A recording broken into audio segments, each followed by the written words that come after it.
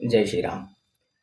आज के विषय में ना मैं आपको एक दूसरा इम्पोर्टेंट टॉपिक है उसके ऊपर बात करेंगे हम। देखो, जब भी हम विवाह देखते हैं तो विवाह में सबसे ज़्यादा जो महत्व दिया गया है वो नवांश कुंडली को दिया गया है। ठीक है, आपकी जो नवांश कुंडली है उससे आप विवाह का एक्यूरेट प्रिडिक्शन कर सकते हो। देखो, अगर लग्न कुंडली में आपको लग रहा है कि भाई आपका जो सप्तम भाव है, क्योंकि हम सप्तम भाव से विवाह देखते हैं, तो सप्तम भाव कहीं से पीड़ित हो, उतना अच्छा आपको ना दिख रहा हो। जैसे मान लो सप्तम भाव में ज्यादा मेलेफिक एसोसिएशन बन रहे हैं आपके सेवेंथ हाउस में, मान लो कि वहां पे मंगल ही बैठ गया है, ठीक है, और एक दो और क्रूर ग्रह उसको देख रहे हैं, या तो फिर जो सप्तम का स्वामी है सेवेंथ हाउस लॉर्ड वो कहीं 6 8 12 में चला गया है, तो एक पहले पॉइंट ऑफ व्यू से आपको कैसा दिखेगा ये कि भाई विवाह में दिक्कत तो है, परेशानी तो है, बट उसको आपको ना एज अ ये कंक्लूड नहीं करना है कि भाई डाइवोर्स होगा। ठीक है, दिख तो ऐसे ही रहा है, जो लग्न कुंडली में कॉम्बिनेशंस बन रहे हैं ना उस हिसाब से दिख तो यही रहा है कि भाई विवाह में कुछ ना कुछ गड़बड़ी हो सकती है। उतना सुख इस व्यक्ति को ना मिले जितना ये अ, अनुभव करके बैठा है, या तो फिर अनुभव नहीं बोलेंगे उसको, ये बोलेंगे कि जितना वो प्रिडिक्ट करके बैठा है कि भाई मेरा विवाह होगा तो मैं सुखी होऊंगा। क्योंकि लग्न कुंडली का जैसे मैंने आपको विस्तार बताया कि भाई अ, अ, क्रूर ग्रहों से ग्रस्त हो, ठीक है, तो वो क्या थोड़ा बहुत इम्बैलेंस क्रिएट करता है।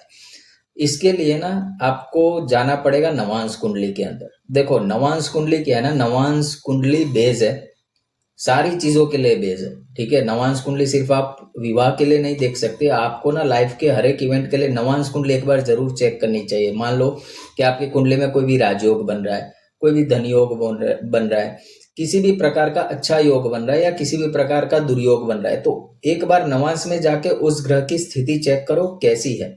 आपको ना एक्यूरेट रिजल्ट मिलेगा, एक्यूरेट आप ये समझ पाओगे कि हाँ भाई अब ये कंफर्म हो गया है। जैसे लग्न कुंडली में भी विवाह खराब है, नवांश में भी खराब है, दैट मीन्स कि हम बोल सकते हैं कि सर आप विवाह ना करो तो ही उत्तम है। अपनी एनर्जी, अपने रिसोर्सेस, अपना जो टाइम है वो समाज की उन्नति में लगाओ, क्योंकि काफी सारे ऐसे लोग हैं सोसाइटी में, विवाह ना करके भी उन्होंने इस सोसाइटी में नाम कमाया, तो वो भी व्यक्ति कर सकता है। बट खैर वो तो बात की बात है, वो तो जब कंसल्टेशन आता है, हम बातचीत करते हैं, तब पता चलता है कि भाई व्यक्ति का स्वभाव कैसा है, वो आगे जाके क्या करेगा। बट आज का जो टॉपिक है ना वो विवाह को लेके, नवांश कुंडली को लेके, और उसमें भी एक सिक्रेटिव टॉपिक है जिसकी ज्यादा लोग बात नहीं करते, वो मैं बात करना चाहूंगा आपसे। वो है विष नवांश।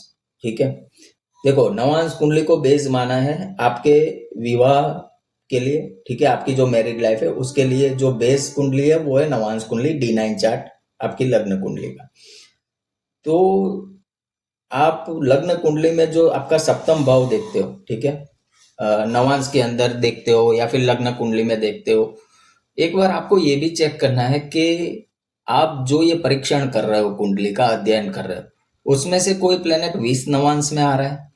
20 नवांश बेसिकली होता क्या है, जैसे हम सबको पता है राशियों के स्वभाव होते हैं, नेचर होता है। मूवेबल साइंस होती है, फिक्स साइंस होती है, ड्यूअल साइंस होती है। मूवेबल यानी चर राशि, फिक्स साइन यानी स्थिर राशियां, ड्यूअल साइन यानी द्विस्वभाव राशि। ठीक है, जैसे हम मूवेबल साइंस की बात करें तो मूवेबल साइंस में कौन कौन सी साइंस आती है, 1 4 7 10, यानी मेष, कर्क, तुला और मकर। ठीक है, तो उन राशियों के लिए 20 नवांश के नंबर कौन से होंगे वो मैं आपको बताऊंगा।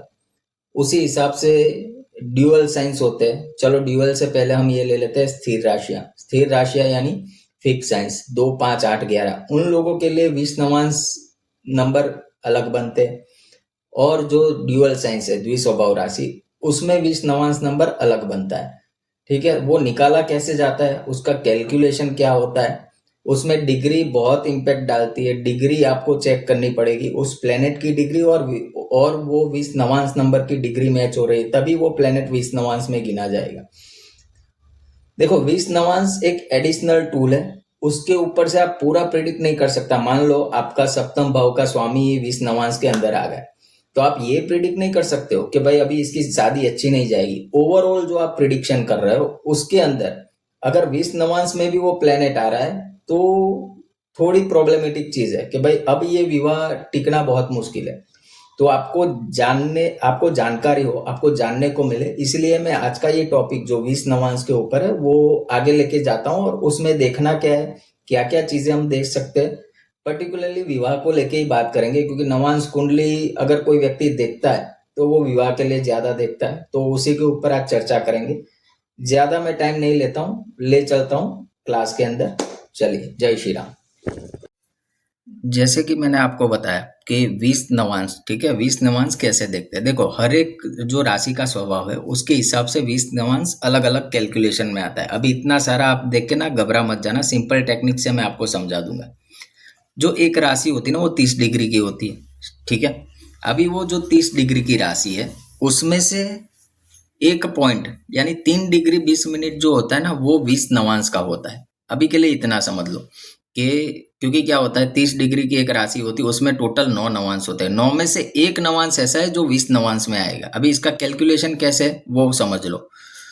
राशियों के हिसाब से अगर हम देखने जाए तो जो मूवेबल साइंस है 1, 4, 7, 10 ये वाली साइंस, ठीक है, इसमें आपको ये चेक करना है कि उसका जो सेकेंड नवांश, ठीक है, या ना मान लो आपका जो मेष राशि में आ रहा है, ठीक है, मेष राशि, तो मेष राशि में ये जो एरिया है ना 3 डिग्री 20 मिनट से लेके 6 डिग्री 40 मिनट तक का, दूसरा 13 डिग्री से लेके 13 डिग्री 20 मिनट से लेके 16 डिग्री 40 मिनट तक का, और तीसरा जो है वो 30 डिग्री 20 मिनट से लेके 26 डिग्री 40 मिनट तक का है। टोटल मैं क्षमा चाहूंगा, अपने आप को करेक्ट करना चाहूंगा। 1 डिग्री के अंदर 3 नवांश ऐसे होते हैं जो एक राशि के अंदर 3 नवांश ऐसे होते हैं जो 20 नवांश में जाते हैं। उसमें अगर हम देख रहे हैं कोई भी प्लेनेट 20 नवांश के अंदर आया है कि नहीं आया है, वो कैसे पता चलेगा। मान लो कोई प्लेनेट आपका मेष राशि में बैठा हुआ है, ठीक है, यहाँ पे कोई भी प्लेनेट आपका मेष राशि में बैठा है। लेट सपोज यहाँ पे देखो ये मंगल है, मेष राशि में, ठीक है। तो मंगल का आप देखो कि मंगल, ठीक है, कितने डिग्री का है। मंगल मान लो आपका कुछ बन रहा है 60 डिग्री का, 60 डिग्री लेके 85 मिनट्स का। तो अभी यहाँ पे चेक करो ये डिग्री मैच हो रही है, नहीं हो रही, कहीं पे भी नहीं आ रही, तो अभी आपको दिक्कत परेशानी की कोई बात है ही नहीं, ठीक है। वो 20 नवांश में आ ही नहीं रहा है, फिर कोई परेशानी नहीं है। आपको सिर्फ इतना चेक करना है कि इन डिग्री के बीच में कोई प्लेनेट आ रहा है इन 4 राशियों में से, तो वो 20 नवांश में होगा। उसी हिसाब से फिक्स साइंस 2, 5, 8, 11 वृषभ, सिंह, फिर वृश्चिक और कुंभ, इन राशि में जो प्लेनेट आपका नवांश के अंदर बैठा है, ठीक है, वो प्लेनेट इतने डिग्री के अंदर नहीं आना चाहिए। अगर इतने डिग्री के अंदर आया तो वो 20 नवांश के अंदर है। मान लो कि यहाँ पे हम फॉर एन एग्जाम्पल 5 नंबर में है कोई, 8 नंबर, 2 नंबर में ये जुपिटर है। अभी लेट सपोज जुपिटर आपका बन रहा है 12 डिग्री का, ठीक है, तो 12 डिग्री यहाँ फॉल हो रही है। देखो ये फोर्थ 20 नवांश है उसमें बन रहा है 10 से लेके 13 20 के बीच में। तो अब हम क्या कहेंगे कि इस कुंडली के अंदर जो गुरु ग्रह है वो 20 नवांश के अंदर। आई होप मैं क्लियर कर रहा हूँ। कोई भी डाउट हो पूछ लेना बाद में कमेंट्स में, कोई प्रॉब्लम नहीं है। उसी हिसाब से 3, 6, 9, 12 ये जो द्विस्वभाव राशि है ना उसके 20 नवांश कैसे निकलते हैं। उसके 20 नवांश निकलते 6 डिग्री 40 मिनट से लेके 10 डिग्री के बीच में होता है। दूसरा होता है 16 डिग्री 40 मिनट से लेके 20 डिग्री के बीच में। तीसरा होता है 26 डिग्री 40 मिनट से लेके 30 डिग्री के बीच में, ठीक है। तो ऐसे 20 नवांश निकलता है। अभी आपको चेक क्या करना है, अभी आपको आपका D9 चार्ट जैसे मैंने यहाँ पे बनाया ये आप ओपन कर लीजिए। उसमें से प्लेनेट देख लीजिए, कौन सा प्लेनेट कौन सी राशि में, उसकी डिग्री नोट कर लीजिए, ठीक। और वो डिग्री यहाँ पे चेक करो आप। अगर कोई प्लेनेट आपका चर राशि में बैठा है 1, 4, 7, 10 में, तो आपको ये वाला कॉलम चेक करना है। कहीं इन डिग्रियों में तो वो प्लेनेट नहीं आ रहा है। उसी हिसाब से कोई प्लेनेट आपका स्थिर राशि में बैठा है 2, 5, 8, 11, तो उसमें आपको ये टेबल रेफरेंस लेना है। यहाँ कोई इस डिग्री के बीच में वो प्लेनेट आ रहा है, उसी हिसाब से ड्यूअल साइन चेक कर लो, ठीक है। कोई प्लेनेट मान लो यहाँ पे वीनस है, ठीक है, वीनस कौन सा है, ड्यूअल साइन में, 6 नंबर की साइन में। तो अभी वीनस की डिग्री मैं चेक करूंगा। वीनस की डिग्री कहाँ, यहाँ तो फॉल नहीं कर रही है ये 3 में। अगर इन तीनों में कर रही है तो फिर वीनस भी आपका 20 नवांश में आ जाएगा। अभी ये समझाने का मेरा तात्पर्य क्या था कि जब भी आप किसी का भी लग्न चार्ट देख रहे हो, नवांश चार्ट देख रहे हो, और कोई शादी के लिए आया है या तो कोई फैमिली आई, कोई परिवार आया है, नई शादी हो रही है, कुंडली मिलान हो रहा है, सारी चीजें तो हम कर ही रहे हैं, सब पॉइंट्स चेक कर रहे हैं। बट फिर भी कहीं कोई त्रुटि ना रह जाए उस हिसाब से एक बार वो भी चेक करो। ये जो मैंने यहाँ पे पॉइंट्स लिखे हुए हैं, आपको चेक कौन कौन से प्लेनेट करने हैं। एक तो आपका D1 में जो 7th हाउस लॉर्ड बन रहा है उसको आप चेक करो, ठीक है, कि वो नवांश में जाके किस राशि में बैठा है और वो प्लेनेट कहीं इस 20 नवांश में तो नहीं आ रहा है, ये आपको चेक करना है। दूसरा, आपको 7th house Lord of D9 check करना है। मान लो यहाँ पे D9 में 7th हाउस लॉर्ड कौन बन रहा है, सेटन।